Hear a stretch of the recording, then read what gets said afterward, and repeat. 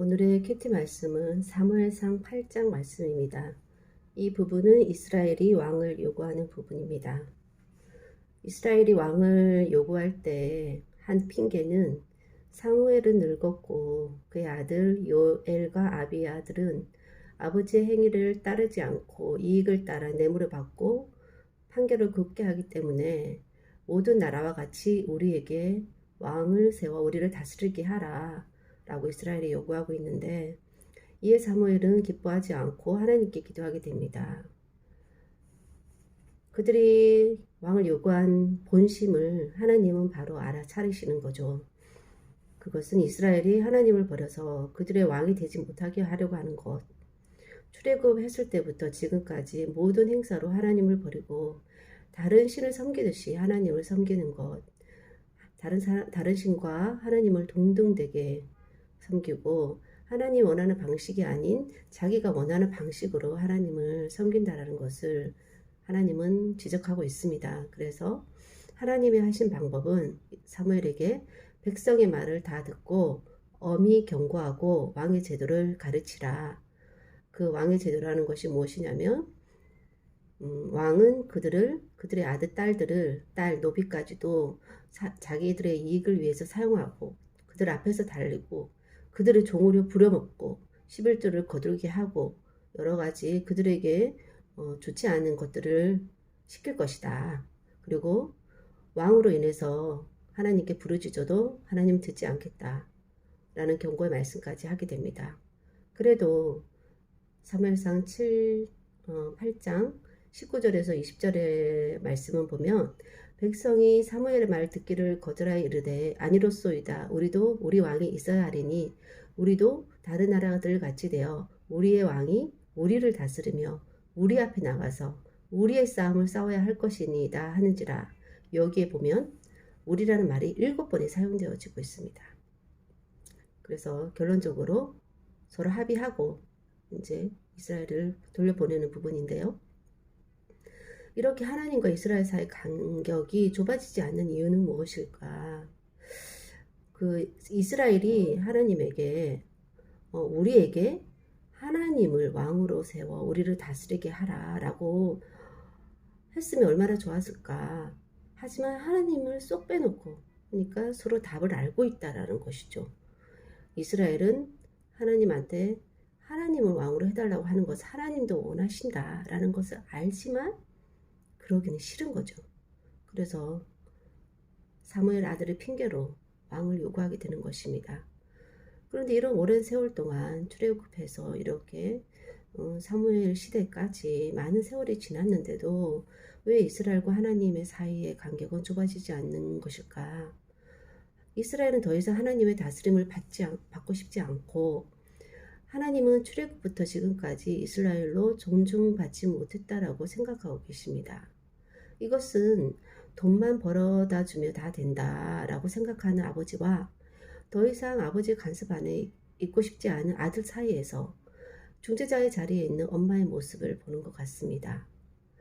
하나님을 떠날 수는 없기에 하나님이 서운해하고 자기들한테 좋기만 한 것은 아닐 거라는 것과 하나님의 보복이 있을 수 있다는 것까지 감수하고서라도 왕을 요구하는 것이 또한 이스라엘의 한계, 딜레마가 아닌가 하는 생각이 듭니다.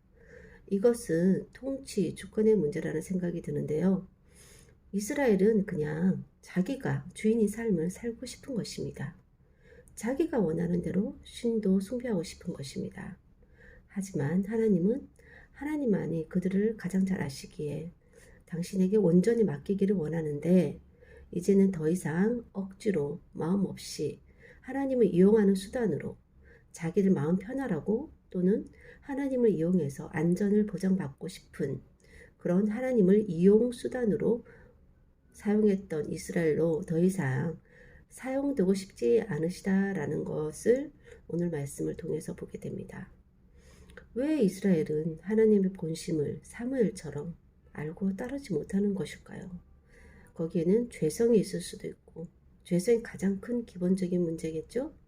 또 다른 문화의 영향도 있고 여기서도 다른 나라처럼 이렇게 얘기하는 것을 볼 때 그런 다른 문화의 영향도 있고 또는 사무엘처럼 가까이서 하나님을 섬기지 않기 때문에 하나님을 잘 몰라서일 수도 있고, 또 출애굽을 통해서 볼 때 하나님을 오해해서일 수도 있을 것 같습니다. 그러니까 자기를 고생시키고 싶어 하시지 않을까, 하나님이 그런 오해를 가질 수도 있겠다라는 생각이 듭니다.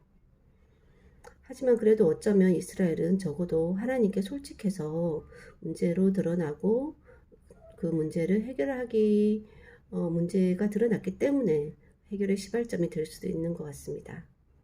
마음은 없는데 겉으로만 경건의 모양을 갖추고 자기도 속이고 다른 사람도 속이고 하나님까지 속이려고 하는 삶을 산다면 그것보다 더 큰 불행은 없을 것 같습니다. 그래서 결국 하나님은 더 이상 설득하거나 호소하기보다 어떤 면에서는 당해봐라 하는 면도 있고, 또 다른 면에서는 돌아가더라도 제자리를 찾게 하는 시도를 왕을 통해서, 왕을 요구했을 때 왕을 세워주심으로 그런 시도를 하게 하시는 것 같습니다. 하나님도 참 대단하지만 이런 하나님의 마음까지 움직이게 하는 인간의 요구가 참으로 대단하다라는 생각이 듭니다. 하나님 아버지, 오늘 또 말씀을 보면서 인간이 얼마나 어리석은가 하는 생각이 듭니다. 하나님의 그 지혜로운 그 방법을 꺾어서라도 인간의 어리석은 요구를 관철시키는 그 어리석음이 재성만큼 뿌리가 깊은 것 같습니다. 하나님, 돌아가야 하나님의 말이 맞았구나, 하나님의 뜻대로 살 걸 하는 그런 후회로 점철된 인생을 살지 않도록 이스라엘이 보여준 이 모든 것들을 타산지석 삼아 하나님, 저의 삶 가운데 시간을 낭비하거나 에너지를 낭비하거나 후회되는 인생을 되풀이해서 살지 않도록 하나님 도와주시옵소서. 그렇게 하기 위해서 말씀을 또한 상고하는 것이라고 생각이 듭니다. 저희 삶 가운데 더 이상 계속해서 하나님 마음을 아프게 하거나 또 제 자신에게 악 영향을 끼치는데도 불구하고 그런 것조차 알지도 못한 채 하나님께 너무나도 당당하게 지혜로운 양 요구하는 그런 어리석음을 저지르지 않도록 주님 도와주셔서 남은 생에 하나님의 마음에 합한 그런 삶을 살아갈 수 있도록 주님 도와주시옵소서. 오늘도 함께 하심으로 그런 지혜로운 삶 살게 하실 것을 믿고 감사를 드리오며 모든 말씀 예수님 이름으로 기도하였습니다. 아멘.